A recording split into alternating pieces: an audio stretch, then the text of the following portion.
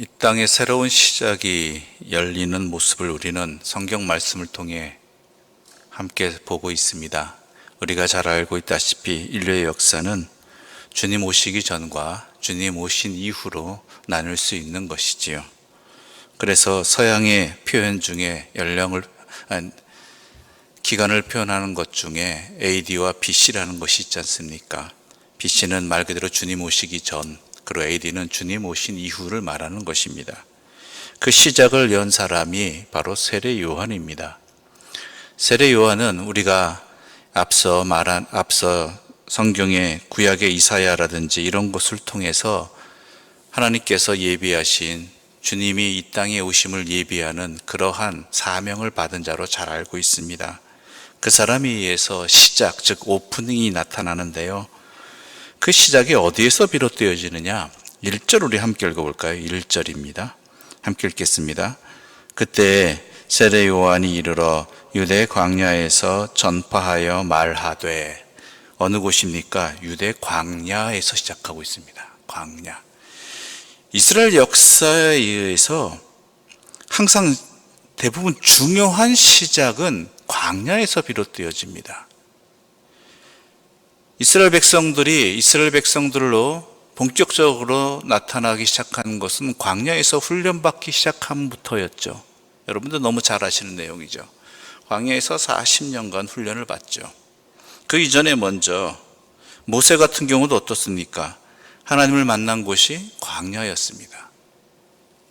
그리고 다윗도 하나님의 사람으로 본격적으로 훈련되어진 것도 그가 숨어 지내던 광야였습니다. 사울 왕을 피해서 이것저것 숨어 지냈던 곳이 광야였던 것이지요. 이 모든 것은 모세나 다윗이나 이스라엘 백성들이나 하나의 커다란 시작을 여는 사람들, 여는 또한 시대였습니다. 이때마다 광야였더라는 것이죠. 광야는 어떤 곳입니까? 모든 것이 부족한 곳입니다. 또한 모든 것이 거친 곳입니다. 사람이 살 곳이 아닌 것이지요. 이것은 인간에게 있어서 하나의 실현의 장소를 넘어서서 오직 여호와 하나님만 의지해야 되는 그러한 상황들을 말하는 것입니다. 내 능력이 되지 않는 것, 또한 내 경험이 아무 소용이 없는 것, 오직 하나님께만 집중해야 되는 곳, 바로 그것이 광야가 되는 것이죠. 우리가 인생의 광야 같은 상황을 만났다면 그것은 하나님께서 우리에게 새로운 시작을 열어주시고자, 우리에게 하나님의 백성으로서 회복을 허락해 주시고자 이끌어 주신 하나님의 은혜의 장소라는 것을 항상 잊지 마시기 바랍니다. 물론 커다란 광야도 있겠지만 우리 인생에 자잘한 광야의 시간들도 있습니다. 그러한 것을 그냥 힘들고 어려운 시간으로 보낸다고 한다면 우리를 그곳으로 이끌어 주시고 그 광야에서 있게 하신 하나님의 크신 은총을 놓치게 되는 것이고, 그로 말미암아 하나님 안에서 새 힘을 얻고 새롭게 시작할 수 있는 소중한 기회를 놓치게 되는 것입니다. 어렵고 힘들다고만 생각하지 마시고 먼저 이러한 상황 속에 처해 주신, 이러한 기회를 주신 하나님 앞에 나아가고 하나님 안에서 또한 새로운 시작의 은혜를 입는 주의 사람들 되시기를 바랍니다. 또한 그뿐만이 아닙니다. 세례 요한은 이렇게 외치고 있습니다. 2절 말씀 함께 읽어보겠습니다. 2절입니다. 함께 읽겠습니다. 회개하라, 천국이 가까이 왔느니라 하였으니. 그 시작이 무엇부터 시작되느냐? 회개하라는 것입니다. 우리가 회개하라고 이야기하면 별로 좋은 느낌으로 다가오지 않습니다. 뭔가 잘못을 추궁당하는 느낌이고, 그리고 나를 꾸짖는 느낌입니다. 그런데요, 우리가 말라기에서도 살펴보았듯이 회개는요, 하나님께서 주신 은혜의 시작입니다. 하나님께서 주신 복의 시작이 회개라는 것이죠.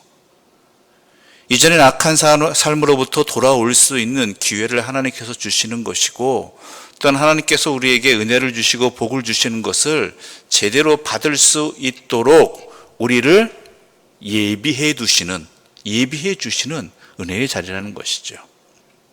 여러분도 그렇지 않습니까? 식사를 준비하고 식사를 차릴 때 그릇을 어떻게 합니까? 먼저 깨끗이 씻고 거기에 준비한 음식들을 담거나 그래서 나누고 함께 먹게 되는 것이죠. 이전에 더러운 그릇들을 그대로 사용하는 법은 아마 없을 것입니다.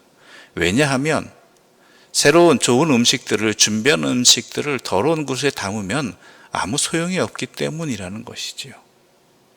하나님께서 아무리 큰 은혜와 복을 주시면 뭐합니까? 우리가 준비된 그릇이 아니라면, 우리의 그릇이 예비되지 않았다라면 아무 소용없는 것입니다. 그러므로 회개하라는 말씀이 들릴 때 우리는 물론 우리의 죄악됨을 돌아보면 마음이 안타까운 것을 넘어서서 괴롭고 힘들지만 이것을 통해서 주님께서 나를 깨끗게 하여 주시고 또한 나에게 은혜와 복을 주시고자 하는구나. 이러한 주님의 뜻의 앞에서 우리는 기쁨으로 우리 자신을 씻는 회개의 자리를 가져야 할 것입니다.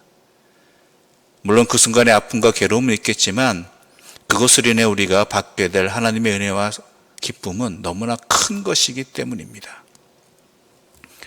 삭개오가 주님을 만났죠. 주님을 만남으로 인해 자기 자신을 돌아보게 됩니다. 그러면서 엄청 인간적으로는 손해를 많이 받습니다. 이미 주님 만나는 것부터 그에게 있어서는 손해지요. 왜냐하면 사람들의 비웃음을 직접, 물론 그전에도 당했겠지만 아예 노골적으로 당해야 했기 때문입니다. 그뿐만이 아니죠. 주님 만나서 그가 결국 한 행동이 뭐였습니까? 자기가 가지고 그동안 모아온 재산들, 그것을 이루기 위해서, 그것을 쌓기 위해서 얼마나 커다란 잘못들과 죄악들을 저질렀는가를 분명히 알게 되니까 그것을 다 내놓잖아요. 자기가 부당하게 취한 것이 있다면은 몇 배나 갚겠다고 이야기하고, 또한 이웃을 향해서 내놓는 것도 엄청 많아지고, 결국 경제적으로 그는 엄청난 손해입니다. 또한 앞으로도 그가 그렇게 그 재산을 모을 수 있으리라고는 절대 생각할 수가 없겠지요. 그런데 그는 그것을 기쁨으로 행하고 있습니다. 왜요? 자신이 고침을, 회개를 통해서 얻는 하나님으로부터 비롯되어지는 그 평안과 그 기쁨이 더 커다랗다는 것을 알기 때문이죠. 그것을 이미 맛보았기 때문인 것입니다. 그렇기 때문에 그 모든 손해도 물론 부당한 것이었지만 그것을 모두 내어놓는 그러한 행동도 거리낌 없이, 지체 없이 행할 수 있었던 것입니다. 이러한 회개하라 천국이 가까웠느냐는 은혜의 선포가 오늘 새로운 시작을 여는 하나님의 은혜의 말씀이 되는 것입니다. 그뿐만 아닙니다. 이어지는 내용들이 세례에 관한 내용이 나옵니다. 세례라는 것은 새로운 시작을 말하는 것입니다. 새로운 시작을 출발하는 행위로서, 표현으로서 세례가 비롯되어지는 것이죠. 세례 자체가 무슨 은혜나 권능이 있는 것은 아닙니다. 많은 사람들이 세례를 받으면 뭔가 특권을 얻을 수 있을 것이라고, 뭔가 남들이 가지지 못한 것을 가질 수 있으려는 생각을 하는 것 같습니다. 그러나 그것이 아니라는 것이지요. 6절 보면 이렇게 기록되어 있습니다. 6절입니다. 함께 읽겠습니다. 자기들의 죄를 자복하고 요단강에서 그에게 세례를 받더니. 즉 죄를 자복한다는 것은 무엇입니까? 지금까지 자신의 과거의 모습을 이제는 고백하고 버린다는 것이죠. 그리고 세례와 함께 새로운 하나님의 백성으로서의 삶을 시작한다는 것이죠. 그런데 이 세례에 대해서 오해하는 사람들이 있습니다. 그것이 7절에 나타납니다. 7절과 8절 함께 읽어보겠습니다. 7절과 8절입니다. 요한이 많은 바리새인들과 사두개인들이 세례 베푸는 대로 오는 것을 보고 이르되, 독사의 자식들아, 누가 너희를 가르쳐 임박한 진노를 피하라 하더냐. 그러므로 회개에 합당한 열매를 맺고. 많은 바리새인들과 사두개인들이 세례 베푸는 대로 옵니다. 왜 왔을까요? 이 사람들이 세례 받으려고 오겠지요. 세례 받으려고 온다는 것은 무슨 의미입니까? 이 사람들에게 마치 세례가 하나의 특권처럼, 또한 세례 받으면 마치 무엇이라도 된 것처럼 안정감을 느끼기 때문입니다. 그러니까 어떤 행위를 하면, 무엇을 가지면 내가 마치 거기에 합당한 존재가 된 것처럼 착각하는 경우들이 있다는 것이죠. 정작 중요한 것은 그에 합당한 삶을 사느냐 아니냐 문제인데, 단순히 어떤 자격증을 가졌다고 해서 어떠한 특별한 요식행위를 했다고 해서 그것이 마치 자기 것이 됐는 양, 자기의 특권이 된 것처럼 착각하는 사람들이 바로 이 바리새인들과 사두개인들이었습니다. 특히 세례 요한이 꾸짖는 것들이 뭐냐면, 구절을 보게 되면 아브라함이 우리 조상이라고 생각하지 말라라는 구절이 나옵니다. 아브라함이 우리 조상이라고 생각하지 말라. 이게 무슨 뜻일까요? 자신들이, 이 사두개인이나 바리새인들이 가졌던 생각은 뭐냐면, 자신들은 특별한 사람이라는 것입니다. 그만한 무언가를 가지고 있다고 생각하는 사람입니다. 즉 자신들이 아브라함의 자손인 것은 아브라함의 자손이기 때문에 하나님으로부터 뭔가 특별한 존재들이고, 그리고 그에 합당한 권리를 누릴 만한 자격이 있다라고 생각하는 것이죠. 이유는 단 하나입니다. 자신들이 유대인이기 때문에, 아브라함의 자손이기 때문에, 할례를 받았기 때문에. 거기에 뭘 더해요? 세례를 받음으로. 그러한 것들이 그들이 하나님의 백성으로 합당한 그러한 권리 아니면 특권, 자격을 갖췄다고 생각하지 말라는 것입니다. 세례는 그러한 자격을 갖췄다는, 그러한 권리가 있다는 무슨 증서 같은 것이 아니라, 회개하고 하나님의 백성으로 합당한 삶을 주 안에서 시작하겠다는 하나의 시작점과 같은 것이라는 이야기이죠. 그래서 세례요한이 말하는 게 뭡니까? 회개에 합당한 열매를 맺으라. 그래, 이게 뭐예요? 거기에 합당한 주님의 자녀다운 삶을 살라는 것이죠. 그것이 무엇이냐? 누가복음엔 이 같은 내용이 담겨 있는데, 구체적으로 회개에 합당한 열매에 대해서 이렇게 말하고 있습니다.